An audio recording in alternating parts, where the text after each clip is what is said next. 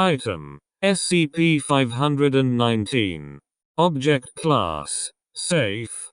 Special Containment Procedures: SCP-519 is to be kept in a standard storing room 5x5 meters in size. It must not be connected to a phone line unless experiments are being performed.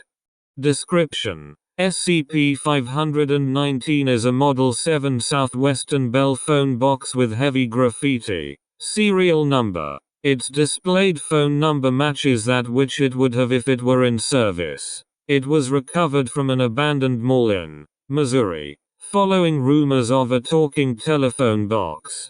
When the handset is lifted, the user is greeted, with variations according to season and time of day, by a voice asking for the correspondent's name or phone number. The voice is of indeterminate gender, though most users perceive it as belonging to the opposite gender. Dialing the desired number instead of speaking into the handset causes the voice to become petulant. Any person may be requested, as long as a phone connection to a phone dedicated to that person can be reasonably established. Phones called may include blacklisted numbers and similar phones that are not supposed to receive calls, etc., should that be the only phone used by the person on a regular basis. Once a number, with the exception of 1-800-911 etc., or person has been requested, the appropriate rate, which are accurate as of 19, when the mall was abandoned, will be demanded before further actions. Vocabulary and speech patterns of the voice vary greatly, but appear to roughly match those of the user, with a few exceptions. During the entire conversation, the user will never directly hear the person they have called, instead having their speech reported by the voice.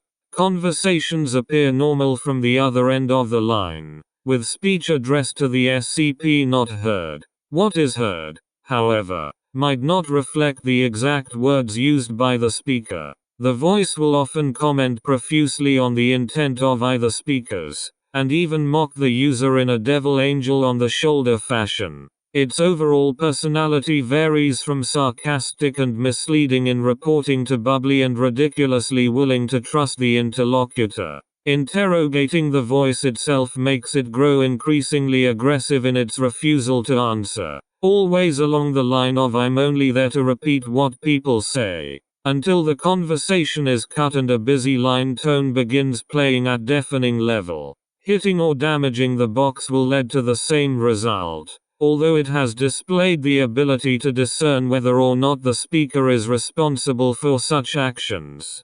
Only well-defined persons or numbers are accepted. Random or purposefully invented names will fail, but not, for example, reading a random name from a phone book.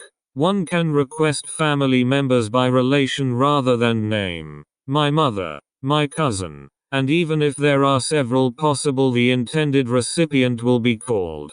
Requests such as "that girl I met yesterday," unless a number or name are known, will be sneered at by the voice. Requests for fictional characters will lead variously to the phone reaching actors who prominently played the character, homonyms, or the creator of the character.